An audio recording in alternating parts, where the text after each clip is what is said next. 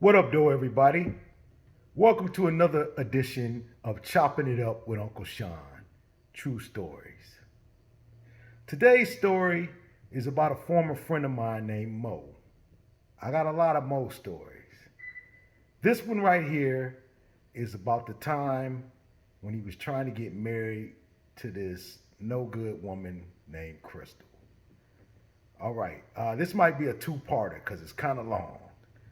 Okay, Mo was a former friend of mine. He was older than me, probably about 7, 8 years older than me at the time. This is back in the early '90s when I met Mo. And I won't go back. I'll save how I met Mo and everything that went along with that for a later date. But this story right here, I've been knowing Mo for about at this time I say about a year and a half, 2 years, and he had started dating this woman who worked at a place called Baker Square, and she had been working there quite a long time. And Mo would go in there. I guess he would go in there to eat, and he ended up meeting this woman, and he would leave her these huge tips. You know, that's how Mo a lot of times would get in with people when he would go to bars and restaurants and stuff that he knew he was going to frequent. He would leave huge tips. And it was all a ploy because Mo was a bit of a con man, okay? Um, so everything that he would do would be for a ulterior motive, okay? So he would leave huge tips, and then the bartender, the next time he come in, would probably throw him a free drink, which is what the motive was, and then he would end up getting almost as many free drinks as he did drinks he paid for. And by tipping the bartender's putting that money directly in their pocket, and the money for the drinks are going into the business. So Mo, that was his. He was Mo. Also, yeah, he was what I would consider an alcoholic or a drunk. No, I'm gonna say he was not an alcoholic. Mo was a drunk. Okay, he was the type of dude that would come over and he would leave when all the liquor and the beer was gone. But if there was anything left to drink, he would stay and he would drink. He would either pass out or he would leave because he wasn't quite drunk enough off of what you had. So, anyway, he started dating this chick and he was telling us about her and oh, how pretty she was and this, that, the other. And he had this name that he considered her to be this on this other level, like this higher level of a female. So he had this name that he would call women like that. He would call them perfume pussy bitches. Okay, so he considered her to be on this level. Okay, but she worked at Baker Square. Okay, now any of the stories that he would tell us about this woman that he was going out with, it never made her sound good. It made her everything. I mean, she just sounded like a selfish, self-centered, mean, unsexy bee. I mean, that's the only thing I can say. And this is going off of what he's telling us. We had not, the rest of his friends had not met this woman yet. So, I'm only going off of what he say. So after he's dated her for about 6 months or so, he tells us, oh, yo, I want y'all to meet her. So he set up this meeting for his couple of friends that he had, that he was close to at the time, to meet this woman that he is putting up on this pedestal. So we meet at this little bar and grill that he would frequent quite a bit. And we meet up there. We meet in the pool area. And we all shooting pool. And she comes in and basically she looks down her nose at all of us like we pieces of garbage. You know what I'm saying? I mean, she barely spoke. She basically looked at us. I mean, the way she interacted or the lack of interaction. She wasn't interested in nothing we had to say or anything like that. And everybody was trying to be nice and pleasant. It's your homeboy's girl, so you're trying to buy her drinks or hey, you need anything, want anything? Well, no. She had this little funky attitude. The funk was unreal. Now, this woman was not all of that. Okay, maybe when she was a teenager or something, but you could look at her. She had better days. All this makeup caked up on her face. She was like bone skinny, and then she had this funky attitude. So I don't care how you look. If you got a funky attitude, you ugly to me. So, we meet her and, nobody's impressed. So he continues to date her. And I remember the thing that there's a couple of things that I remember very well about this woman. Okay. Number one, it was a blizzard outside, 15 inches of snow on a Sunday night. I'll never forget this. And Mo and myself are sitting in my basement and we drinking and, talking, doing what we do. And she calls him on his phone and tells him that she's hungry. And tells him that she wants him to go out into the blizzard, excuse me, and get her a steak and baked potato and a salad in the blizzard. And I'm looking at this fool and he's like, yo. So he starts asking me, hey, now it's like, I'm telling you, man, it's like 9 o'clock on a Sunday night and there's a blizzard outside. And he's asking me, where could I go and get a steak and a baked potato tonight? I said, you really going out there in that weather to go get a steak and baked potato? Are you crazy? Well, she says she's hungry. Now, mind you, from where I lived to where she lived was a long way. It was a nice, in the best of weather, it was at least a 20-minute drive. Okay, in the weather that we had out there that particular night, it was probably an hour and a half. It was bad outside. And this fool finds a restaurant open and proceeds to go out into the blizzard to go get her this meal. And he goes out and the roads are so bad that his car gets stuck. And he walks back to my house and calls her and tells her, and she's mad because his car got stuck and she can't get her steak. She don't give a damn about him or what the ordeal he had to go through. She's mad because she's hungry and can't get no steak. So this is the type of woman we dealing with here. Okay. Now, at the time, I had a little studio in my basement. So there would be people that would be coming through all the time for different reasons to record or just hang out or whatever.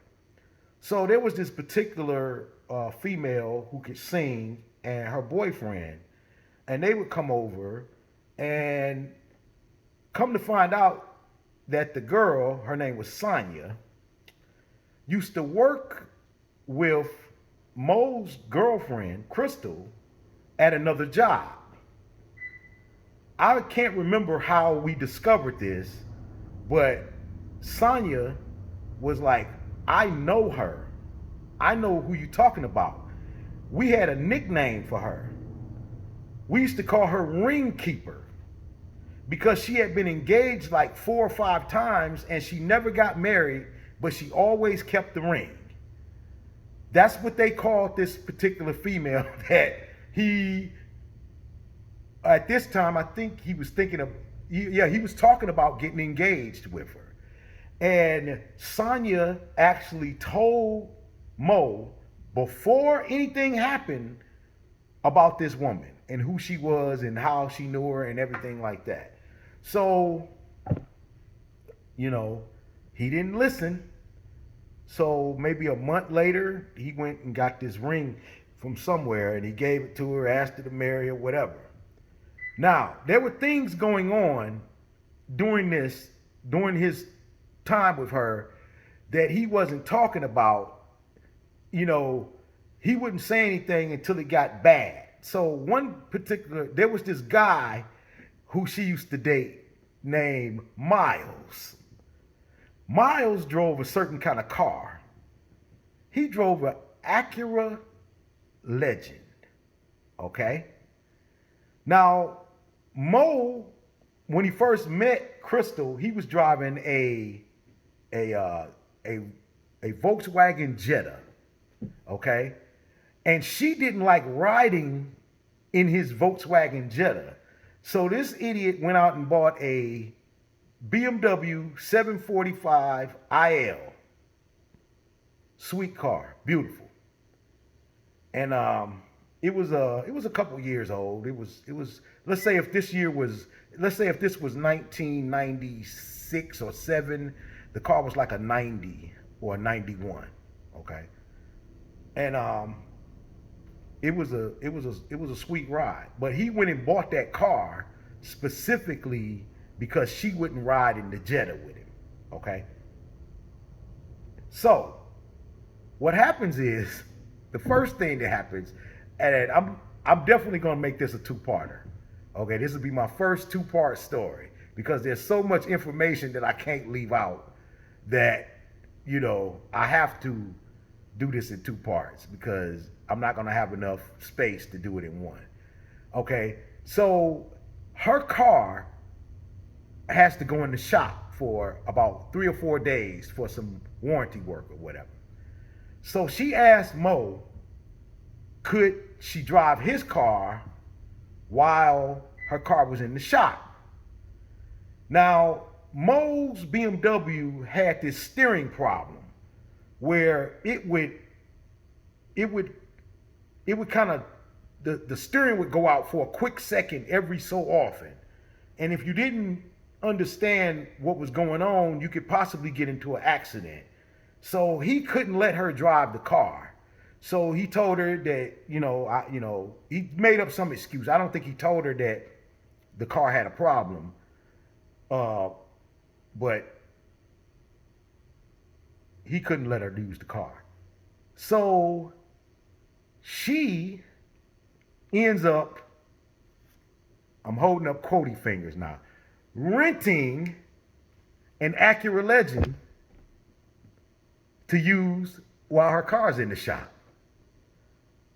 So we're sitting in my basement and Mo's like, I was like, so, I'm just asking. I didn't know at the time. I was like, yo, so what your girl do, about her car being in the shop? Would she rent something? Yeah, she rented an Acura Legend. I said, an Acura Legend? I said, Mo, where'd she rent an Acura Legend from? I don't know.